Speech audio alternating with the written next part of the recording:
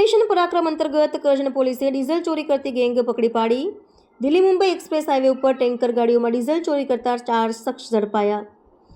વડોદરા ગ્રામ્ય પોલીસ દ્વારા ચલાવવામાં આવેલા ઓપરેશન પરાક્રમ અંતર્ગત કરજણ પોલીસને મોટી સફળતા મળી છે. દિલ્હી મુંબઈ એક્સપ્રેસ હાઈવે પર ટેન્કર ગાડીઓમાંથી ડીઝલ ચોરી કરતી ગેંગને પોલીસે રંગે હાથ પકડી પાડી છે.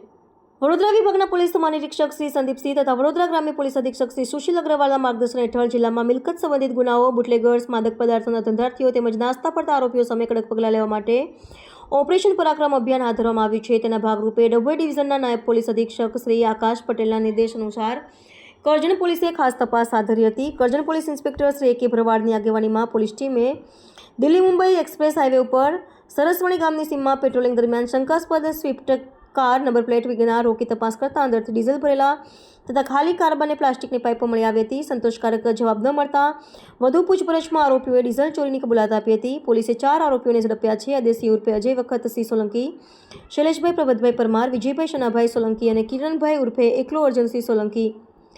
આરોપીઓની પૂછપરછમાં બહાર આવ્યું કે તેઓ હાઈવે પર પાર્ક કરેલી અથવા ખામીના કારણે અટકેલી મોટા વાહન ચાલકોની ગેરહાજરીનો લાભ લઈ ટેન્ક તોડી ડીઝલ ચોરી કરતા હતા. પોલીસ તપાસમાં જાણવા મળ્યું કે આરોપીઓના કેટલાકનો પૂર્વ ગુનાહિત ઇતિહાસ છે. શૈલેષભાઈ પરમાર વર્ષ 2023માં તારાપુર પોલીસ સ્ટેશનમાં ડીઝલ ચોરીના ગુનામાં ઝડપાયો હતો, જ્યારે કિરણકુમાર સોલંકી વર્ષ 2020થી 2022 દરમિયાન વેજલપુર, વરણામા તથા વડોદરા તાલુકા પોલીસ સ્ટેશનોમાં ડીઝલ ચોરીના ગુનામાં સંડોવાયેલો હતો.